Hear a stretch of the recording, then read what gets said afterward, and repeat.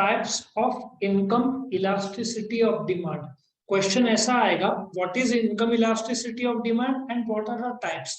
तुमको एक्सपेक्टेड है ड्रॉ करना। हो सकता है तुम्हारे यूनिवर्सिटी के बुक्स में इनकम इलास्टिसिटी के ग्राफ्स ना दिए हो, लेकिन यहाँ पे मैं एक एक करके ग्राफ्स के साथ बताऊंगा, तो तुमको एग्जाम में जरूर ड्रॉ करना है।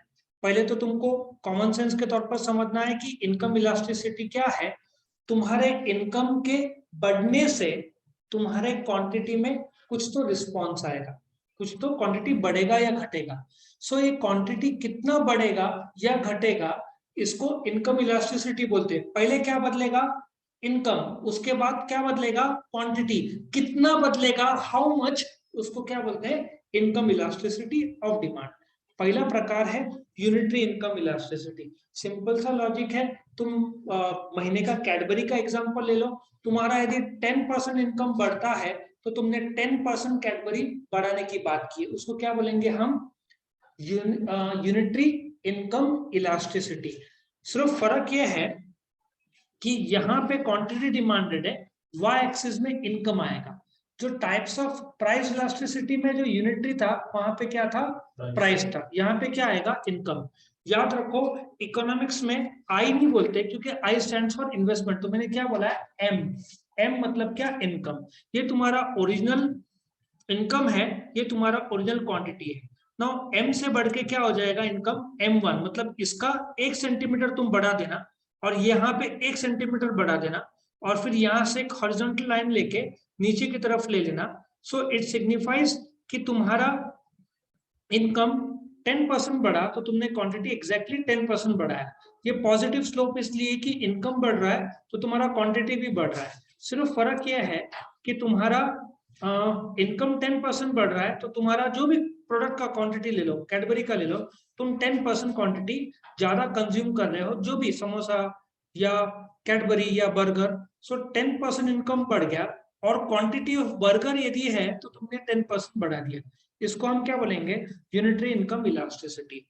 इसका मैथमेटिकल जिस प्रकार से बताया जाता है, ई मतलब इलास्टिसिटी, आई मतलब income, technically income elasticity is equal to 1, मतलब ये यूनिटरी इनकम इलास्टिसिटी हुआ।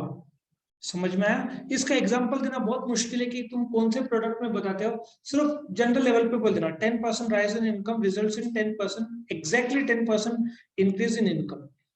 नेक्स्ट है इनकम इलास्टिसिटी ग्रेटर देन 1। ये तुम्हारा प्राइस इलास्टिसिटी का जो रिलेटिवली प्राइस इलास्टिक था, कि प्राइस के घटने से क्वांटिटी ज्यादा रिस्पॉन्ड करता था, बस ये ऐसा है कि इनकम 10% बढ़ा पर तुमने क्वांटिटी ऑफ कैडबरी जो भी प्रोडक्ट है उसको 12, 15, 20, 25 ज्यादा तुमने डिमांड किया। So income elasticity greater than unity tells you that quantity responds more as compared to a given rise in income। तुम्हारा पॉकेट मनी 10% बढ़ा दिया तो तुम महीने में जितने बर्गर खाते हो वो 20, 25, 30% परसेंटेज ज्यादा खाओगे। मतलब 10% तुम्हारा पॉकेट मनी बढ़ा, इनकम है तुम्हारे लिए, लेकिन तुम्हारा क्वांटिटी ज्यादा, तुम उस प्रोडक्ट का ज्यादा ले रहे हो। अब तुम जब ड्रॉ करोगे तो तुमको जो केयर लेना है वो मैं बता रहा हूँ।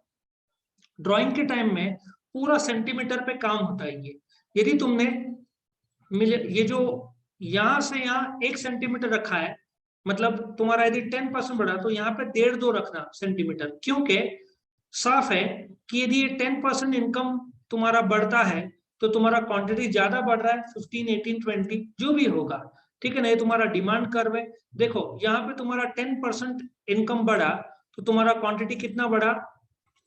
15%। तो इसको क्या बोलेंगे? Income elasticity greater than unity. ये इनकम इलास्टिसिटी है, ये ग्रेटर देन 1। क्या सब लोग क्लियर हुए? ये रिलेटिवली प्राइस इलास्टिसिटी का ही प्रकार है, सिर्फ नाम है इनकम, ठीक है? नेक्स्ट है income elasticity less than unity. तुमको यदि याद होगा, रिलेटिवली इनइलास्टिक डिमांड की प्राइस 10% घटा लेकिन क्वांटिटी सिर्फ 5-6% बढ़ रहा था। यहाँ पे इनकम है, बढ़ता है, तो इसका मीनिंग ये है कि यदि तुम्हारा इनकम 10% बढ़ा तो तुमने क्वांटिटी सिर्फ 2 या 5% बढ़ाया। शक्कर एग्जांपल ले सकते हो। इनकम के बढ़ने से शक्कर का कंजम्पशन माइट भी थोड़ा बहुत बढ़ाएंगे, बट 10% यदि इनकम बढ़ा है तो 2 या 5 टका ही क्वांटिटी बढ़ेगा। सो इसको income elasticity less than unity का मतलब है क्वांटिटी रिस्पॉन्ड कम कर रहा है as compare to a given rise in income. ठीक है, तुम्हारा एक्स एक्सिस में क्वांटिटी डिमांडेड ओ, फिर वाई एक्सिस में इनकम, तुम्हारा क्या है ये ओरिजिनल इनकम ओ एम, ये ओरिजिनल क्वांटिटी ओ क्यू। मैंने जैसे बताया था ये पूरा सेंटीमीटर पे काम करना। तुम क्या कर सकते हो, ओ एम ओरिजिनल इनकम है, अभी देखो ओ एम वन तुम 1.5 सेंटीमीटर या 2 सेंटीमीटर ले सकते हो, लेकिन जो क्वांटिटी बड़ा है वो सिर्फ 1 सेंटीमीटर बढ़ाना। तुम यहाँ पे 1.5 से 2 सेंटीमीटर बढ़ा देना, यहाँ पे 1 सेंटीमीटर सिर्फ रखना, मतलब क्वांटिटी रिस्पॉन्ड कम कर रहा है ये बताना है। इसका नंबर कैसे पता चलेगा, तुम्हारा यदि 10% इनकम बढ़ा लेकिन तुमने अपना क्वांटिटी सिर्फ 5, 6, 7, 8 जो भी है 10 से कम रखना, एग्जैक्टली 10 मत रखना, वो यूनिटरी हो जाएगा। 10 से कम रखना, कितना 9, 8, 7 जो भी तुम रख सकते हो। तुम बोलोगे 0 तो उसका अभी आगे ग्राफ आएगा, जब क्वांटिटी रिस्पॉन्ड बिल्कुल नहीं करता है तो वो चीनी इनकम, इसलिए 0 नहीं रखना, 1 के आगे कुछ भी रखना। सबका हो गया। और इसका डिनोशन जो है, जो income elasticity is less than 1, इसको क्या बोलेंगे, income elasticity less than unity. ये इनकम इलास्टिसिटी का तीसरा प्रकार था। पहला प्रकार क्या था, यूनिटरी इनकम इलास्टिसिटी। दूसरा प्रकार क्या था, इनकम इलास्टिसिटी ग्रेटर देन 1। तीसरा प्रकार कौन सा है, income elasticity less than unity. चौथा बड़ा इंटरेस्टिंग है, जीरो इनकम इलास्टिसिटी। तुम्हारा इनकम बढ़ेगा या घटेगा या उतना ही रहेगा, तुम्हारा नमक का कंजम्पशन जो है उसमें कोई भी फर्क नहीं आएगा, मतलब क्वांटिटी रिस्पॉन्ड 0 कर रहा है, तुम्हारा इनकम बढ़ रहा है या तुम्हारा इनकम घट रहा है, बट तुम्हारा क्वांटिटी का रिस्पॉन्स कुछ भी नहीं है, शून्य है। इसको हम जीरो इनकम इलास्टिसिटी बोलेंगे। तुम वापस से ड्रॉ करोगे, तुम्हारे एक्स एक्सिस में क्या दिया हुआ है, क्वांटिटी डिमांडेड, तुम्हारे वाई एक्सिस में क्या दिया हुआ है, इनकम। प्राइस इलास्टिसिटी में वाई एक्सिस में क्या दिया हुआ रहेगा, प्राइस, यहाँ पे क्या है, इनकम। अब तुम क्या करोगे, ये तुम्हारा ओरिजिनल इनकम है, ये तुम्हारा ओरिजिनल क्वांटिटी है, ठीक है। अब ये जो ओरिजिनल क्वांटिटी तुम्हारा है, ठीक है ना, तुम्हारा इनकम बढ़ा या तुम्हारा देखो इनकम घटा, तुम्हारा क्वांटिटी स्ट्रेट लाइन आ रहा है, मीनिंग क्वांटिटी बिल्कुल रिस्पॉन्ड नहीं कर रहा है। तुम्हारा इनकम यदि 15% से बढ़ा, तुम 10% भी कर सकते हो, या तुम्हारा इनकम में भी 10% से या मे बी और 5% से, तुम्हारा क्वांटिटी में कोई चेंज नहीं आ रहा है। सिंपल सी बात है, नमक का कंजम्पशन इनकम के बढ़ने या घटने से तुम चेंज नहीं करोगे, उतना ही रहेगा जितना था। तुम्हारे मन में एक सवाल आ रहा होगा, सर कभी नमक ज्यादा खाने की इच्छा होगा तो नमक ज्यादा हो जाएगा। मैं एक्सेप्शनल बात नहीं कर रहा हूँ, मैं जनरल बात कर रहा हूँ। वो एक जनरल में छोटा सा एक्सेप्शन हो सकता है, ठीक है ना। सो एग्जांपल वापस क्या रहेगा इसका, बेस्ट सॉल्ट, कि जब क्वांटिटी बिल्कुल रिस्पॉन्ड नहीं करता तो गिवन चेंज इन इनकम। मैं तुमको स्ट्रॉन्ग एडवाइस करूंगा कि इनकम इलास्टिसिटी तुम्हारे पेपर में आया, बाकी कोई लोग ड्रॉ नहीं करेंगे, बट तुमसे एक्सपेक्टेड है कि तुम ग्राफ जरूर ड्रॉ करना, क्योंकि बाकी लोग से हटके दिखना है। बाकी बुक में नहीं तो बहुत सारे क्लासेस या कॉलेज सिखाएंगे भी नहीं, बट मैं चाहता हूं तुम ग्राफ्स जरूर ड्रॉ कर। और आखिर में जो प्राइस इलास्टिसिटी में नहीं है वो इनकम इलास्टिसिटी में है, नेगेटिव इनकम इलास्टिसिटी। सी, जैसे क्वालिटी या स्टैंडर्ड ऑफ लाइफ बढ़ता है, हो सकता है तुम्हारा जब इनकम बढ़ गया तो अब तुम्हारा स्टेटस चेंज हो गया, अब तुम समोसा नहीं खाओगे, बर्गर खाओगे, तुम चाय नहीं पियोगे, तुम कॉफी पियोगे, correct. So negative income elasticity में जब तुम्हारा इनकम बढ़ता है तो हो सकता है तुम वो क्वांटिटी ही कम कर दो और उसको रिप्लेस कर दो बाय समथिंग सुपीरियर। लॉजिक समझ में आ रहा है।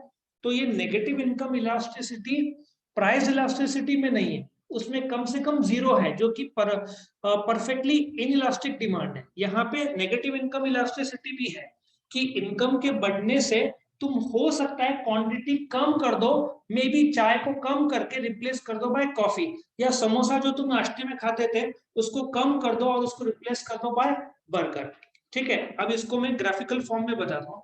इस ग्राफ में अक्सर बच्चे गलती करते हैं, क्योंकि इनकम बढ़ रहा है तो क्वांटिटी घट रहा है, तो ये नेगेटिव कर्व आएगा ना, ऑपोजिट डायरेक्शन में जा रहे हैं तो। सो देखो ये तुम्हारा ओरिजिनल एम ओ एम है, ये तुम्हारा ओरिजिनल ओ एम वन है, ये तुम्हारा ओ क्यू वन है। मतलब जब इनकम बढ़ा तो तुमने अपना क्वांटिटी समोसे का कम कर दिया, क्योंकि तुमने उसको रिप्लेस कर दिया बाय बर्गर। देखो तुम्हारा 10% बढ़ा लेकिन तुमने अपना क्वांटिटी कम कर दिया, ठीक है, तो ये लेस देन 0 क्योंकि नेगेटिव हो जाता है, तुमने अपना क्वांटिटी कम कर दिया। सिर्फ इनकम इलास्टिसिटी में ये एक नेगेटिव है, प्राइस इलास्टिसिटी में कोई भी नेगेटिव नहीं है। अगला जो क्रॉस इलास्टिसिटी है उसमें भी कोई भी नेगेटिव नहीं है, उसमें पॉजिटिव इनकम और 0 है, नेगेटिव सिर्फ एक है। जो तीनों प्रकार, प्राइस इलास्टिसिटी में 5 प्रकार है, इनकम इलास्टिसिटी में 5 प्रकार है, क्रॉस इलास्टिसिटी में 3 प्रकार है, ये 13 प्रकार में सिर्फ एक है ये जो कि नेगेटिव जाता है, बाकी सब अपनी जगह पे पॉजिटिव या दोनों 0 होगा। ठीक है, तो ये क्या था, नेगेटिव इनकम इलास्टिसिटी। और जब तुम स्टडी करोगे तो तुम क्या कर सकते हो, ये डायमेंशन नोट कर सकते हो जो मैं तुमको बता रहा हूँ। ये तुम्हारे सामने 5 प्रकार था, ठीक है ना। तुम क्या कर सकते हो, कनेक्टिव्स यूज कर सकते हो। कनेक्टिव्स कैसे हैं मैं तुमको बताता हूँ।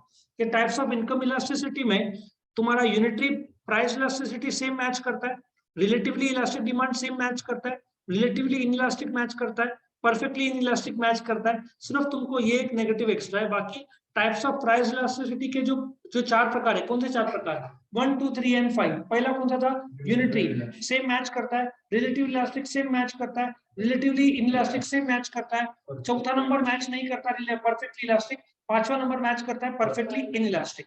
बस ये एक्स्ट्रा एक है, ठीक है। तो ये तुम्हारा types of income in elasticity था।